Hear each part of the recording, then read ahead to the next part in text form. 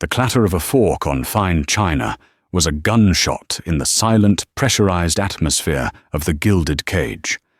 Clara Hayes, 24 years old and carrying the weight of a mortgage-sized education, didn't flinch. She had learned to exist in the spaces between sounds, a ghost in a black apron. Her movements, a study in practiced invisibility. Tonight, the air, usually thick with the scent of truffle oil and quiet desperation, crackled with a different kind of energy. It was the energy of a predator entering an ecosystem. Her manager, Gregory Thorne, no relation to the Titans, a fact that perpetually soured his disposition, skittered past her, his face a mask of sweat and terror. "Sterling is here. Table 12, the private alcove. Hayes, you're on. Do not breathe. Do not exist. If his water glass gets more than 1/3 empty, I will personally throw you into the Chicago River." Clara's blood chilled, a familiar, unwelcome sensation. Alexander Sterling, not just a billionaire, but a kingmaker, a man whose casual remarks could crater markets or create empires. He was a phantom in the news, a name whispered with a mixture of awe and fear.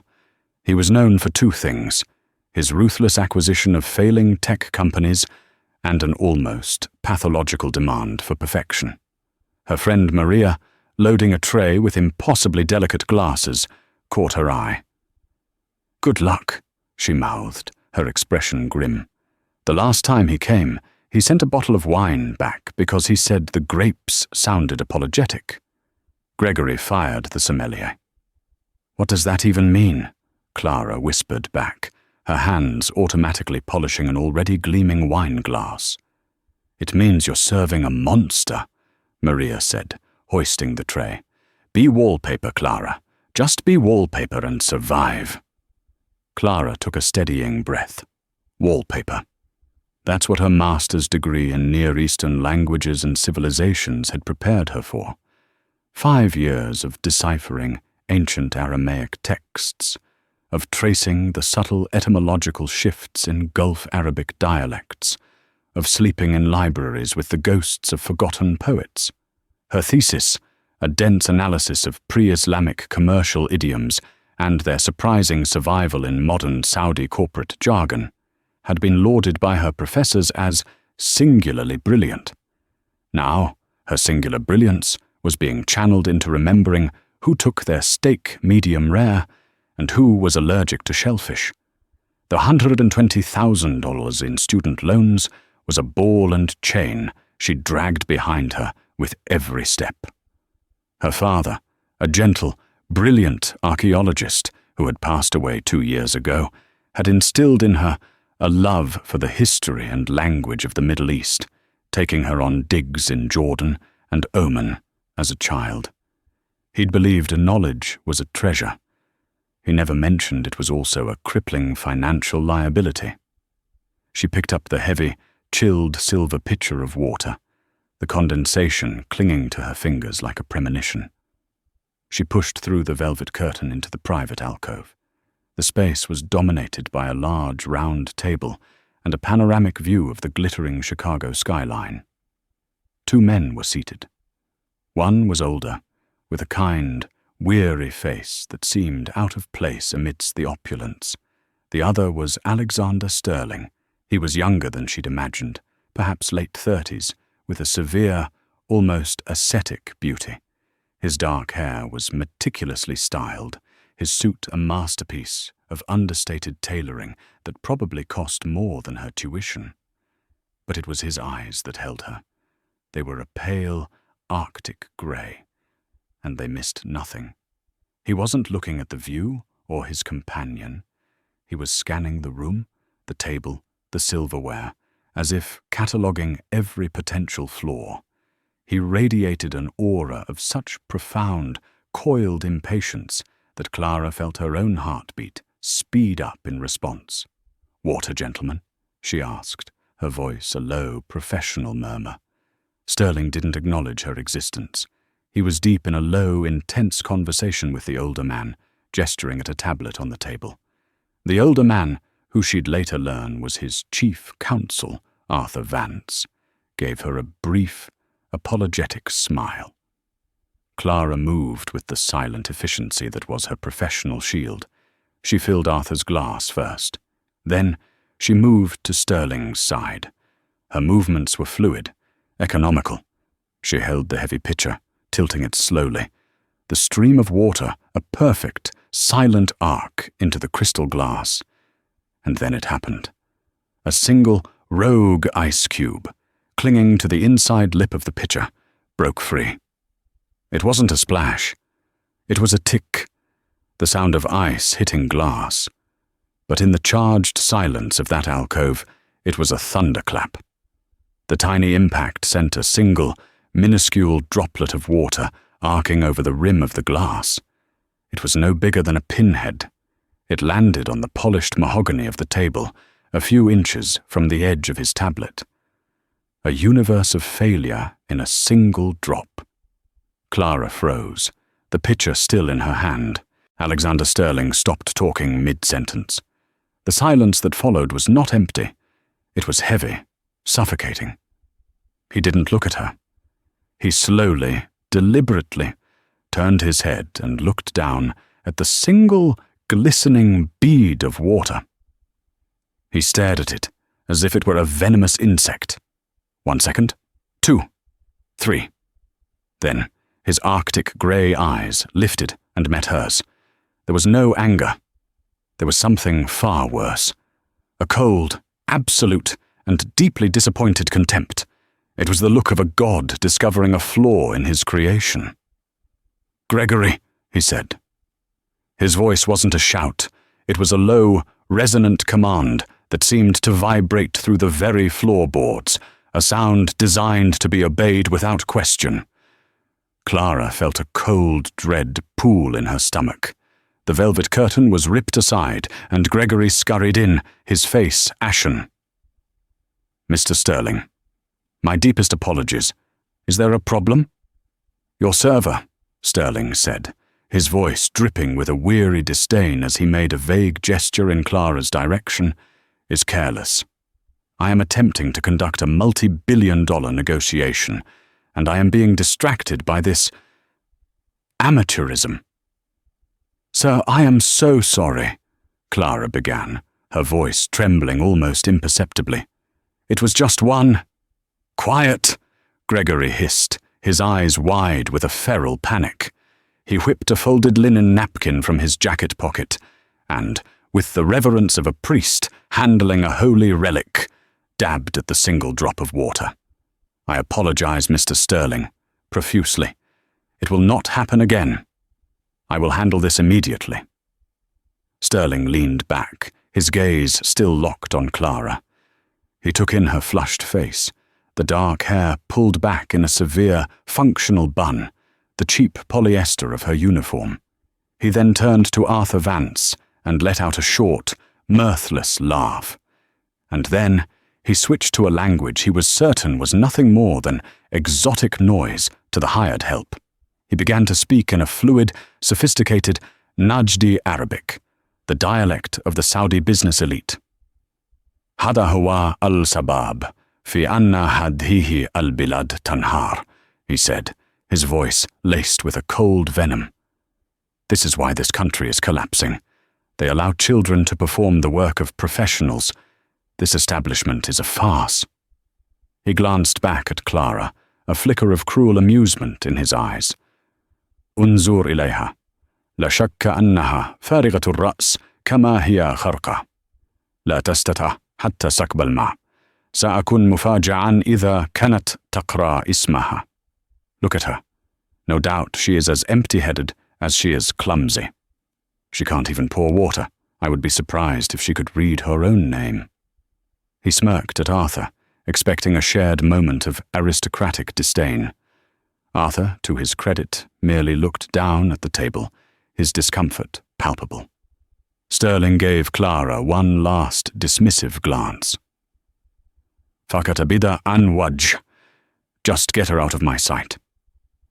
Gregory, hearing the foreign tongue, produced a weak, sycophantic smile, assuming it was confidential business. Right away, sir. Hayes, my office. Now. You're finished. He turned to lead the way, a jailer leading a condemned prisoner. But Clara didn't move. In the deepest part of her, a place that had been dormant for years, something snapped. It wasn't just the insult. It was the culmination of 1,000 slights. It was the crushing weight of her debt, the bitter irony of her wasted education. It was the memory of her father, his face alight with joy as he explained the nuances of Bedouin poetry. To be called empty-headed, to have her literacy questioned in the very dialect she had spent years mastering, the precise, complex dialect of the Riyadh royalty that her thesis had focused on, was an indignity too profound to bear. The fear was gone. In its place was a cold, crystalline rage. Gregory had his back to her. Arthur was studying his cuticles. Alexander Sterling had already picked up his tablet, having erased her from his reality.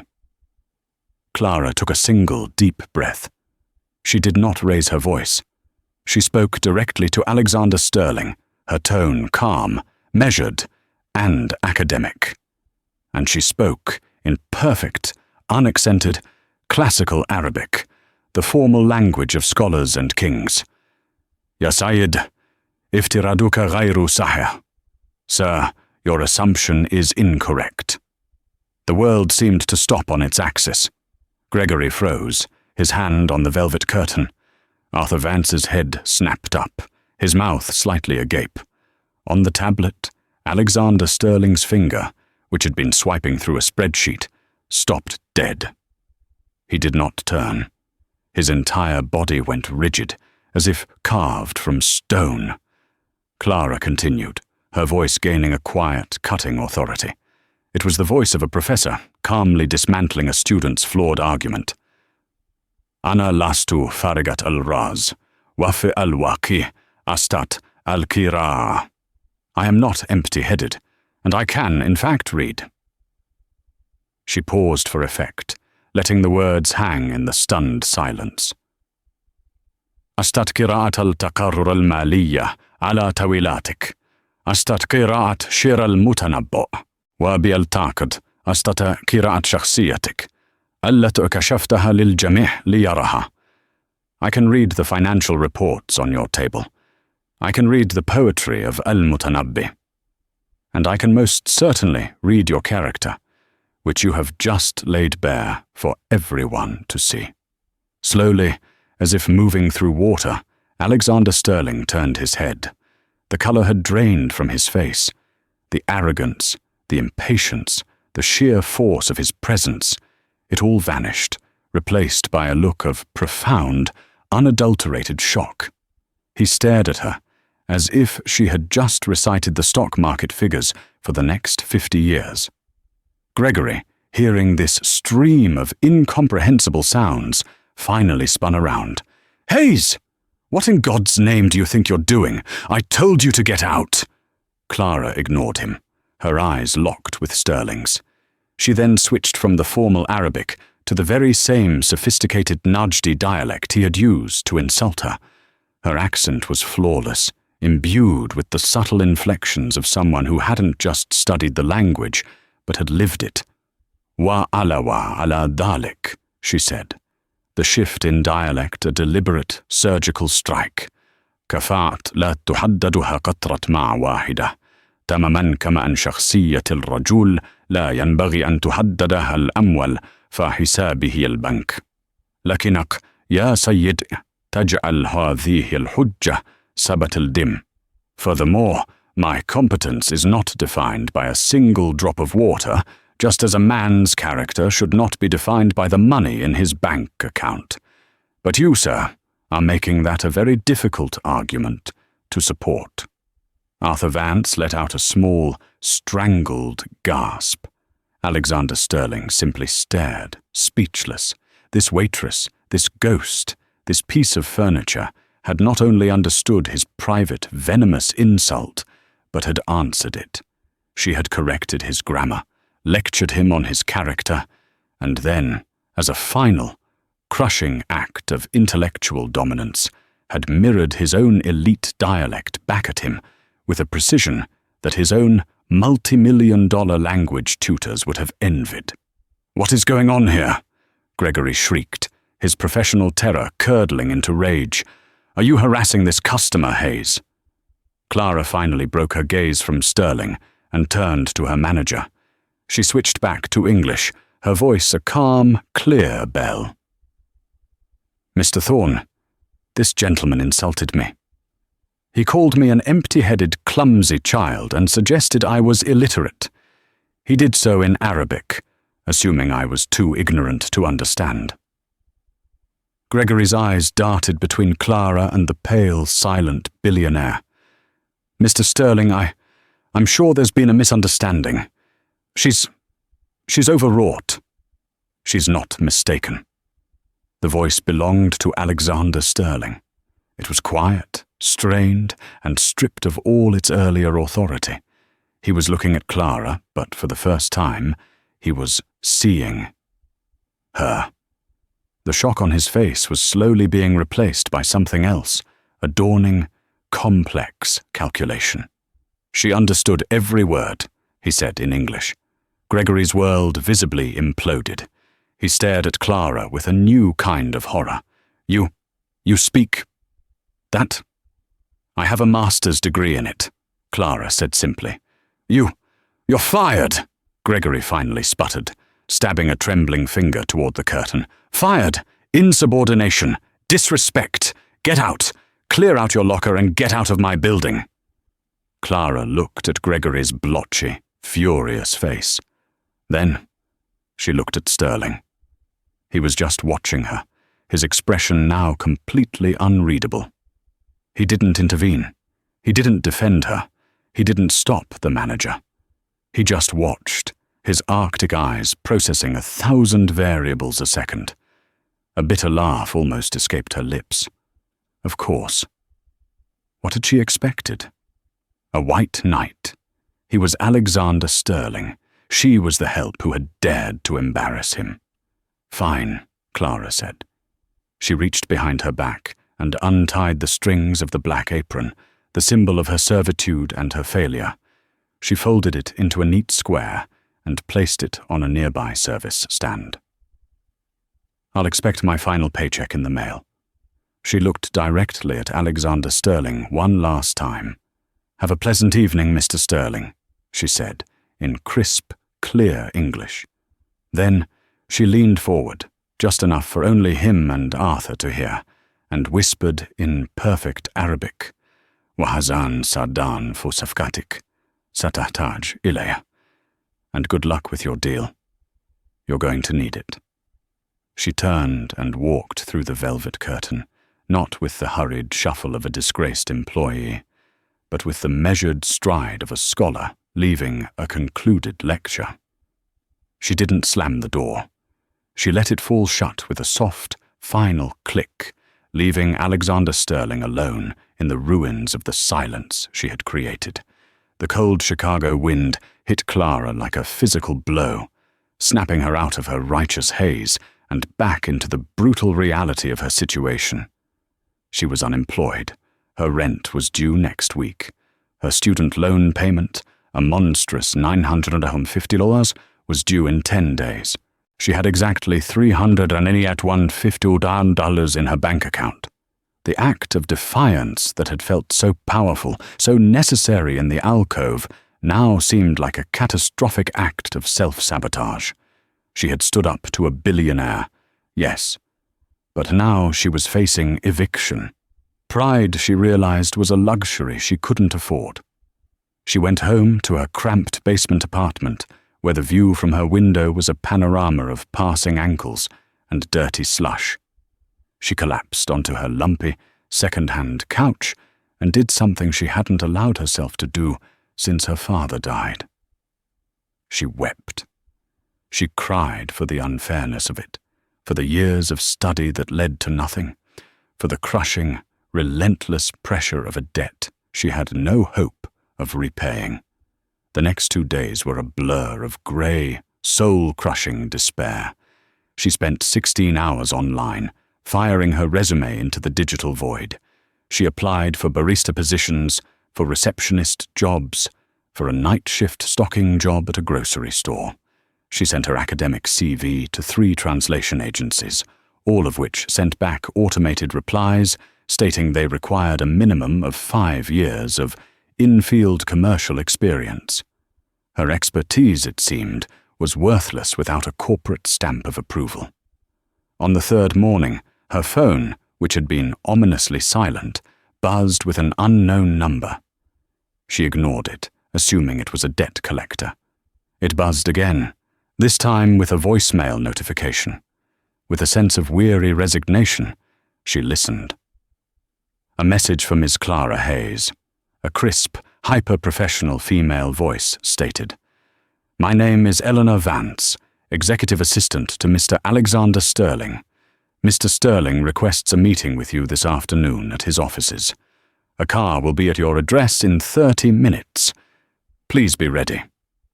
The message ended. Clara's heart began to hammer against her ribs. A meeting? Was he going to sue her for harassment? Have her blacklisted from every service job in the tri-state area? The terror was immediate and overwhelming. But what choice did she have? Refusing to meet with Alexander Sterling felt like taunting a lion.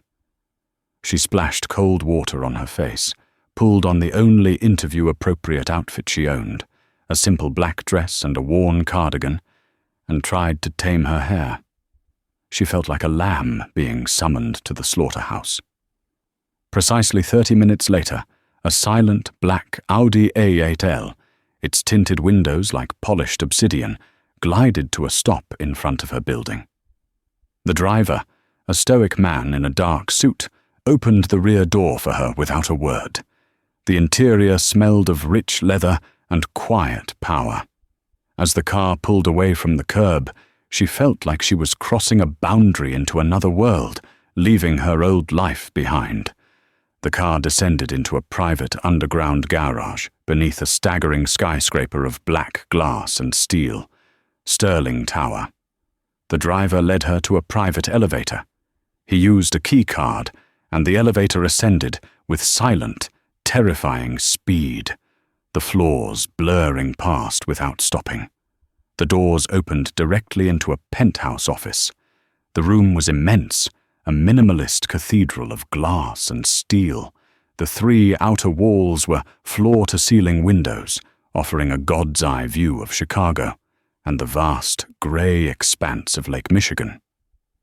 At a massive desk carved from what looked like a single piece of granite, Alexander Sterling stood, staring out at the city. He was in his shirt sleeves, his tie loosened, his suit jacket gone. He looked as if he hadn't slept in days. "Eleanor, hold all my calls. No interruptions," he said, his voice quiet without turning around. The assistant, a woman as sharp and elegant as the office itself, gave a single nod and disappeared through a hidden door. The elevator doors slid shut behind Clara, sealing her in. The silence was absolute, broken only by the faint hum of the building's climate control. Finally, he turned to face her. The cold contempt from the restaurant was gone. In its place was an expression of intense, unnerving curiosity. It was the look of a scientist examining a fascinating but unpredictable new life form. "Georgetown University," he stated. It wasn't a question. Master of Arts, Near Eastern Languages and Civilizations. Thesis: The Echo of the Souk, Survival of Pre-Islamic Commercial Idioms in Modern Najdi Corporate Negotiation. "You graduated summa cum laude." Clara's mouth went dry. He hadn't just remembered her, he'd had her investigated. "Yes," she managed, her voice barely a whisper. He nodded slowly, walking towards her. He stopped a few feet away, his grey eyes analytical. "My father sits on the board at Georgetown. He channels millions into the business school. He refers to the humanities department as an expensive hobby farm for the unemployable." Clara felt a fresh wave of despair. This was it. He was going to have her degree nullified, call the dean, ruin her. The other night, he continued, his tone clinical, you used a specific turn of phrase. Tajal hadhihi al-hujja sabat al-dim.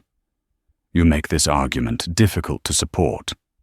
It's a formal, almost archaic construction, a scholar's retort. You weren't just showing off that you could speak the language. You were establishing your credentials in a single sentence. You were insulting my intelligence, Clara said, finding a sliver of her old fire. I was correcting the record. A ghost of a smile, so faint it was barely there, touched his lips. You did more than that. You embarrassed me. In my entire career, no one has ever done that so efficiently. He paused. And then you wished me luck on my deal. He turned and gestured to his desk, which was covered in documents and several tablets, displaying complex legal text. That deal is a $2 billion green hydrogen project with the Al Fahad Consortium in Riyadh. And as you so astutely predicted, I am not having luck. The deal is collapsing. He locked his eyes on hers. My lead translator, a man I trusted for a decade, was poached by a competitor last month. Since then, I've been using a top-tier translation service, and it's been a catastrophe. We're talking past them. They're sending us emails full of what my team calls flowery non-committal poetry, and we're replying with ironclad legal clauses. The wires are crossed. Trust is eroding. They think we're aggressive bullies, and I'm starting to think they're incompetent time wasters. He looked at her, and for the first time, she saw a flicker of something other than icy control in his eyes. It was desperation. I didn't bring you here to apologize, Miss Hayes, although what I said was inexcusable. I brought you here because you are, quite possibly, the only person in this hemisphere who can tell me what the hell is going on. He picked up a tablet and handed it to her. This is the latest email from Sheikh Al Fahad's office. My team translated it as a polite refusal to commit to our proposed timeline. They want to let the camels find their own way to the oasis. My lawyers want to reply with a default notice. Tell me what it really says. Clara took the tablet. Her hands were trembling slightly. She read the Arabic text. It was filled with the exact kind of idiomatic language she had written her thesis on. The translation service had provided a literal, word-for-word interpretation. It was technically correct and culturally clueless. They're not refusing, she said after a moment, her voice gaining confidence. This phrase, let the camels find their own way to the oasis, it's an old Bedouin merchant's saying. It doesn't mean they're being indecisive. It means they want to follow the traditional, established path for regulatory approval, relying on their long-standing relationships rather than the aggressive, fast-tracked schedule you've proposed. They see your timeline as a lack of respect for their process. They're not being poetic. They're telling you to back off and let them handle the bureaucracy their way. Alexander Sterling stared at her, his face a mask of intense concentration. He took the tablet back and looked at the screen, then back at her. My team saw weakness. You see a strategy. You're trying to play chess with a man who thinks in a completely different game, Clara said. You're speaking the same language, but you're not communicating. He was silent for a long, tense minute. Gregory Thorne fired you, he said abruptly. Yes. I called him yesterday morning, Sterling said, his voice flat. I informed him that his behavior was unprofessional, and that if he ever wanted another corporate account from any company I have an interest in, he would offer you your job back, with a promotion to manager and a formal apology. Clara blinked, stunned. He didn't call me. I told him not to, Sterling said dismissively. Because you are not going back there. You can go back to pouring water for arrogant fools like me, Ms. Hayes, or you can accept a counteroffer." He walked to his desk, opened a drawer and pulled out a check. He slid it across the granite surface. It was a cashier's check, made out to Clara Hayes. The amount was $100,000. "That is a retainer," he said, his tone all business. "I want you to work for me. For the next 2 weeks, you will be my sole linguistic and cultural consultant on this deal. You will work out of this office. You will analyze every piece of correspondence we have ever exchanged with the Alfahad Consortium. You will find every mistake, every misinterpretation. You will draft every reply. You will be on every call." He paused, his grey eyes boring into hers. "At the end of 2 weeks, we fly to Riyadh to sign the final papers. If you can get us to that table with a viable deal, you will receive a bonus of $900,000. If you fail, you keep the retainer, and we part ways. No one will know you were ever here." Clara stared at the check. $100,000. It was almost enough to pay off her entire student loan. $1 million in total. It was a fantasy, a cruel joke. "You insulted me," she said, her voice shaking. "You tried to humiliate me, and now you're offering me a fortune to fix your problem."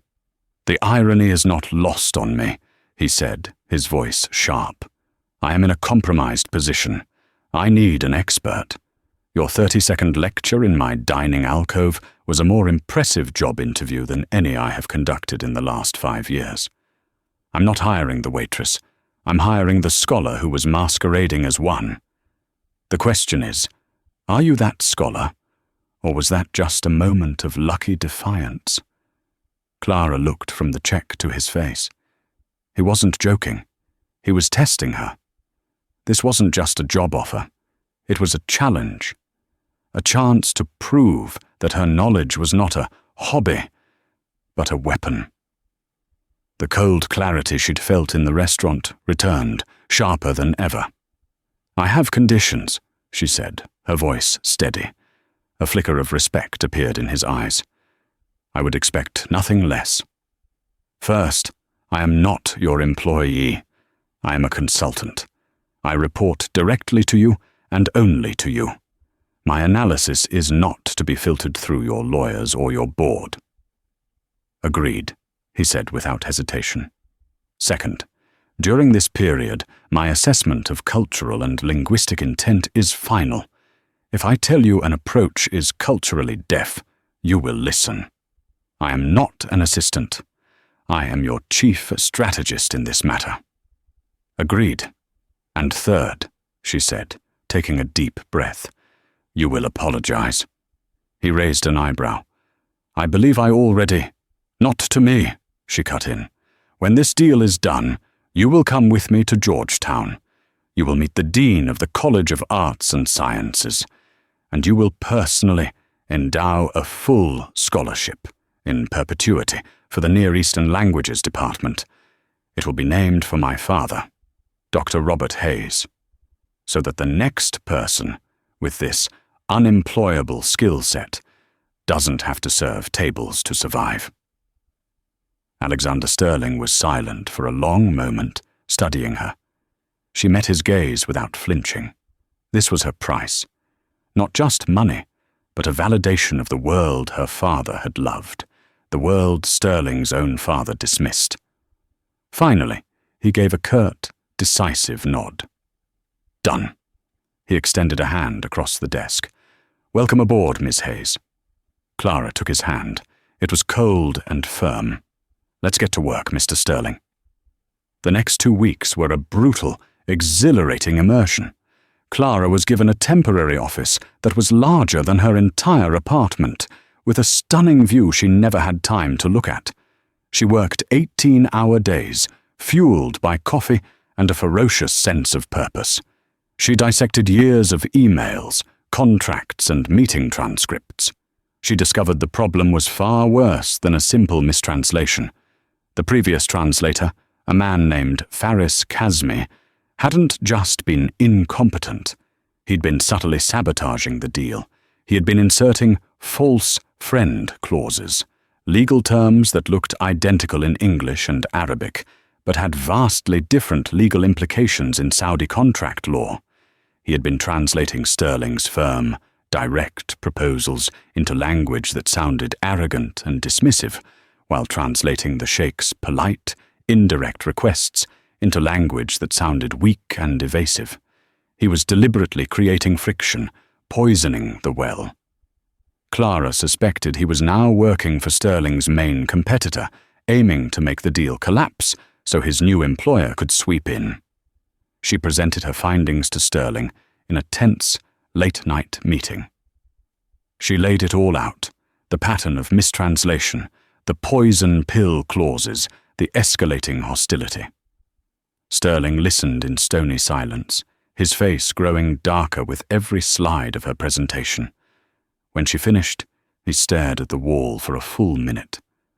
"He wasn't just poached," he said, his voice a low growl. "He was a mole.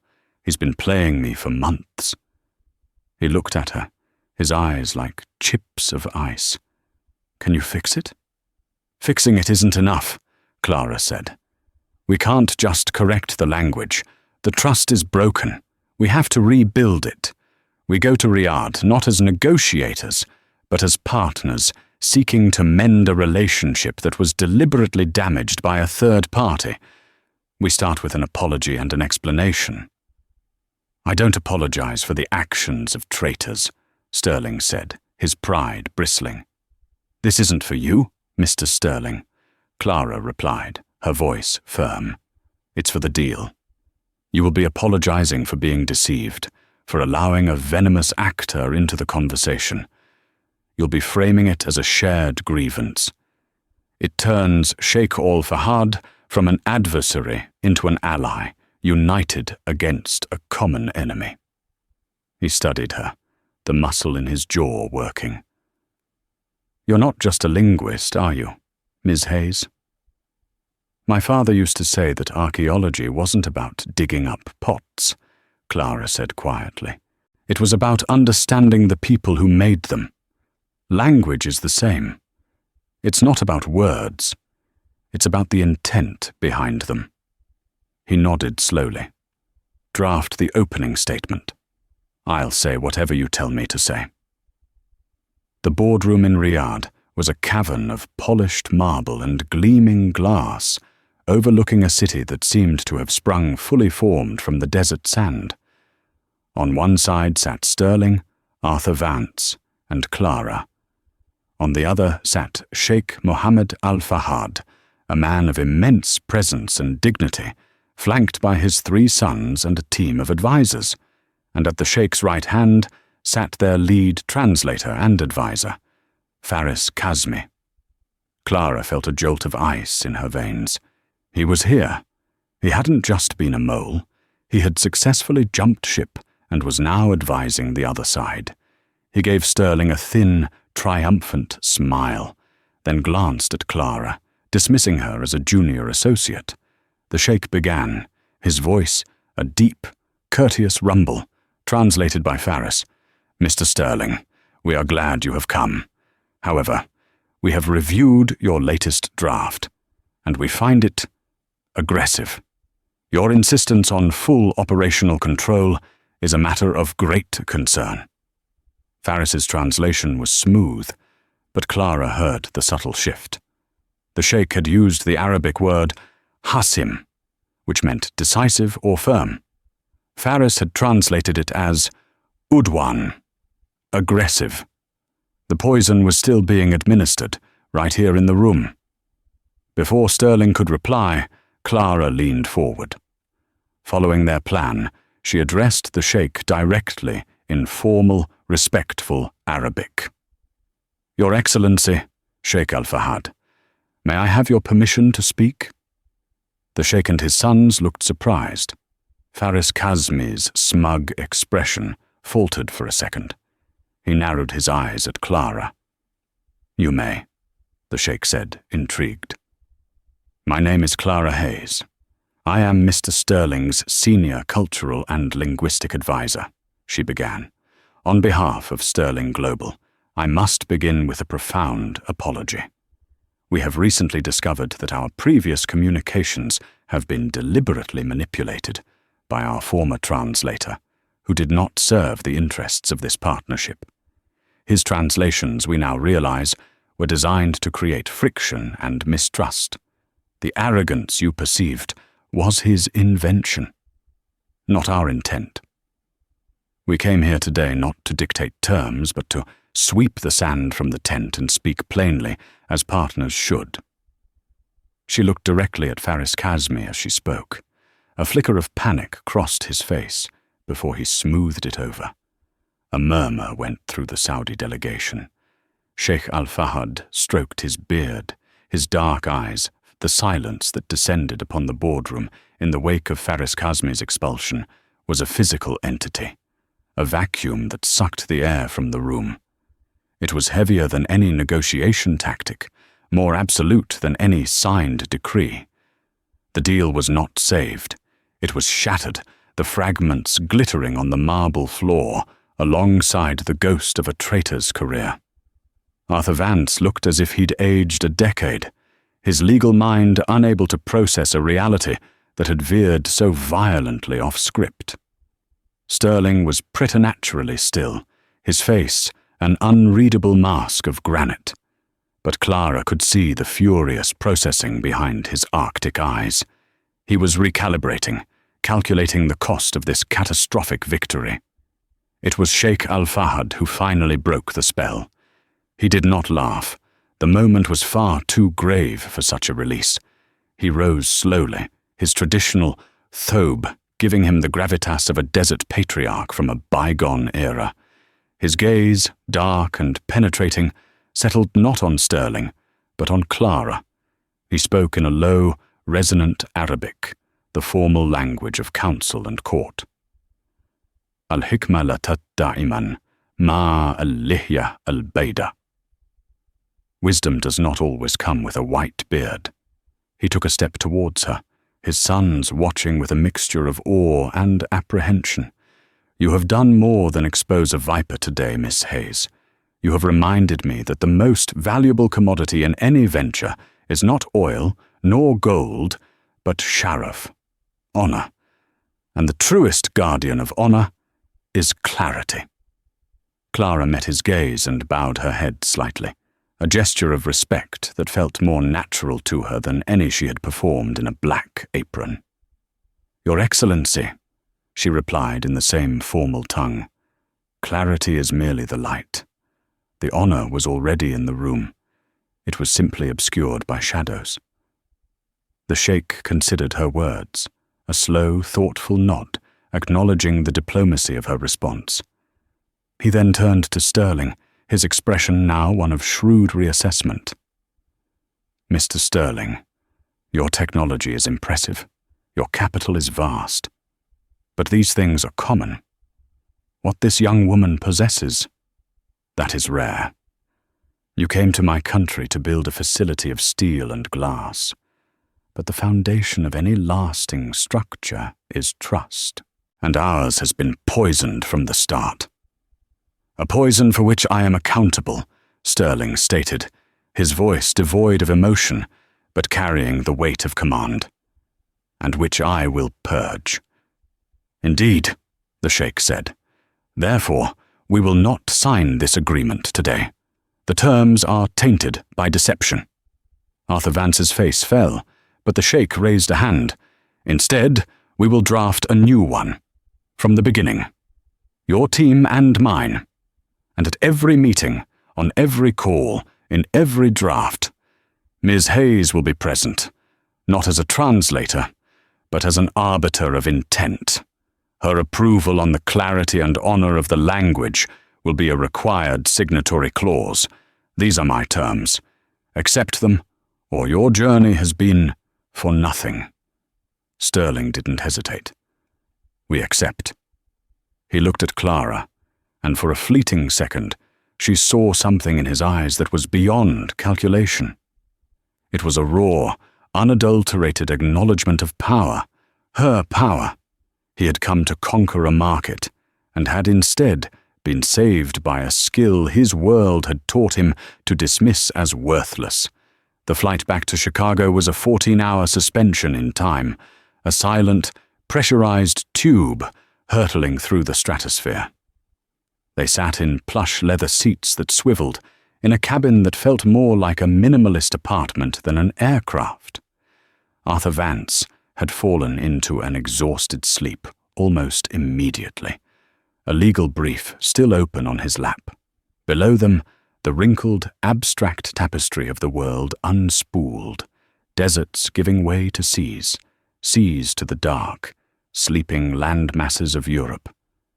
Clara stared out the curved window, her reflection a pale ghost against the deep, star-dusted violet of the upper atmosphere.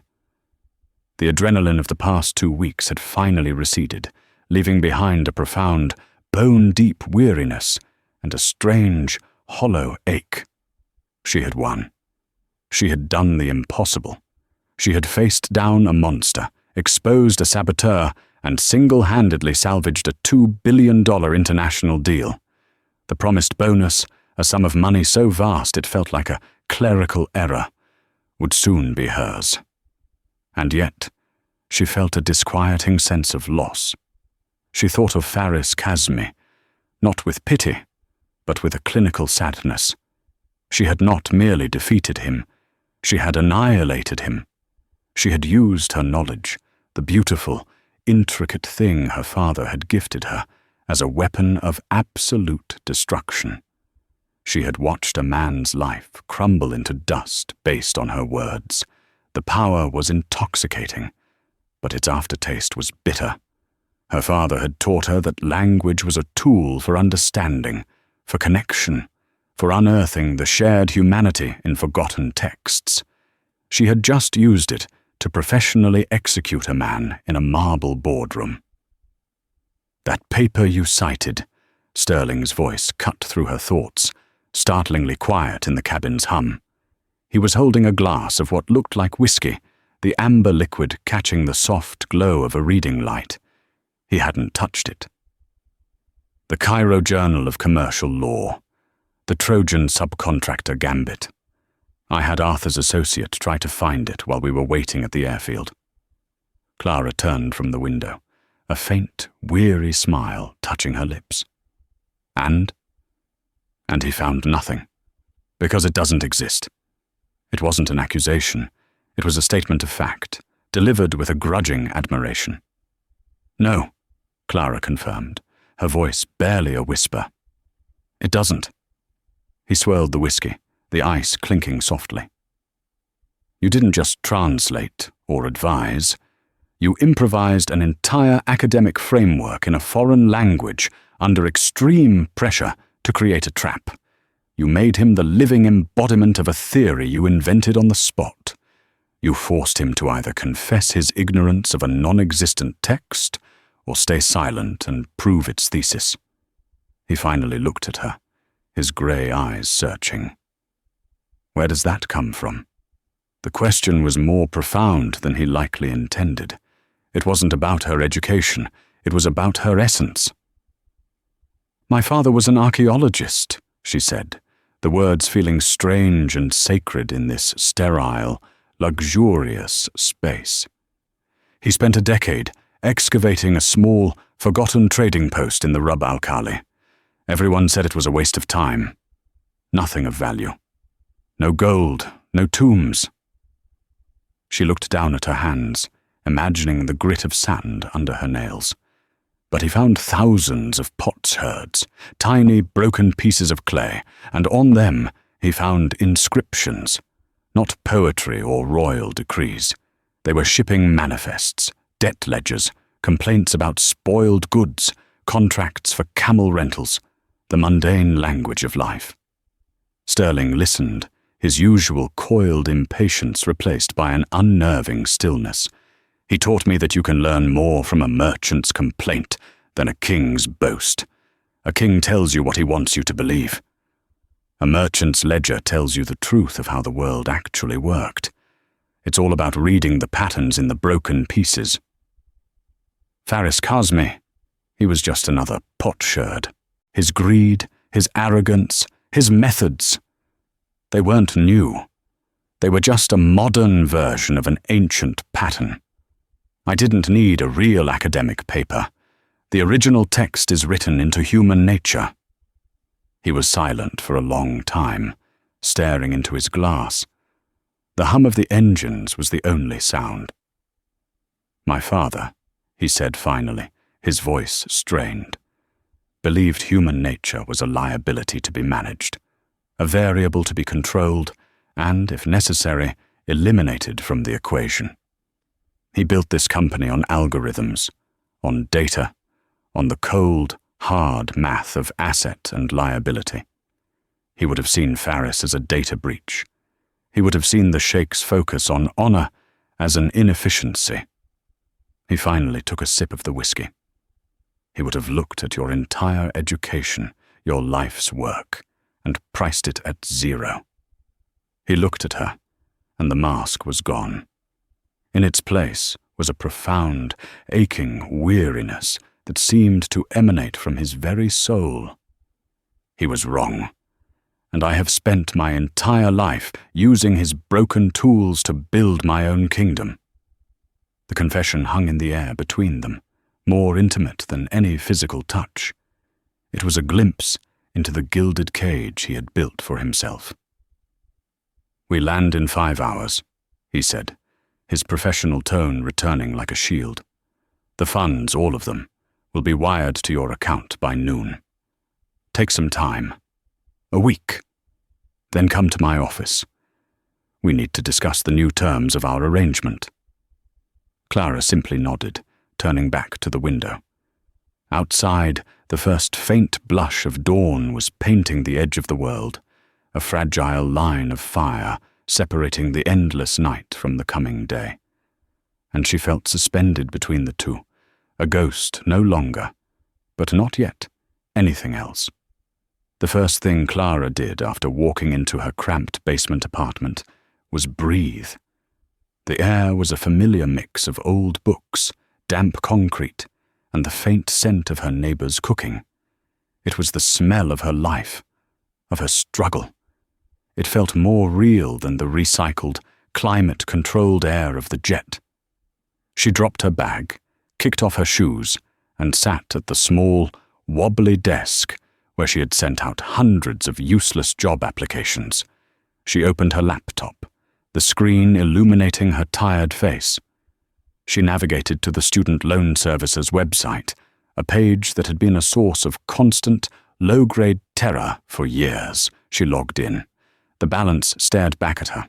$1,700 for $42.19. A digital monster that had haunted her sleep and dictated her choices. She opened another tab for her bank. And there it was. A number so large, so absurd, it looked like a typo. The retainer and the bonus. A life-altering, reality-bending sequence of zeros. Her hand trembled as she initiated the transfer to pay off the loan. She typed in the full amount, her heart hammering against her ribs. She clicked Submit Payment. A small loading icon spun for a moment that stretched into an eternity.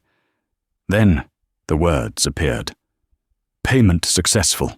Your loan balance is 0 below beside 0. She stared at the screen. 0. The absence of a number had more weight than the millions sitting in her account. It was the sound of a prison door swinging open. It was the end of a war. She didn't cheer. She didn't cry. She leaned forward, rested her forehead on the cool surface of the desk, and felt a quiet, seismic shift deep within her. The weight she had carried for so long was gone, and she felt so light she was afraid she might float away. A week later, she walked into Sterling Tower. She wore a simple, well-made dress she had bought 2 days before, an item that cost more than her entire previous month's rent. It felt like a costume. The security guard nodded at her. The receptionist smiled. Eleanor Vance greeted her personally at the elevator. The world was reconfiguring itself around her new reality, but she still felt like the ghost in the apron, waiting to be found out. When the elevator opened into his office, Sterling wasn't at his desk. He was standing by the vast window, looking down at the city. He turned, and his expression was different. The tension was gone. He seemed calmer, more centered. "Clara," he said, gesturing to the two chairs positioned not across his desk, but in a conversational arrangement near the window. "Thank you for coming." She sat, her posture straight, her hands clasped in her lap. The old habits of servitude died hard. "I've spent the last week in a series of intense conversations with my board," he began, "and with myself. The Alpha HUD deal isn't an anomaly, it's a harbinger. The world is changing. The old models of corporate conquest, of brute force negotiation, are becoming obsolete. We can't just buy our way through the world anymore. We have to understand it."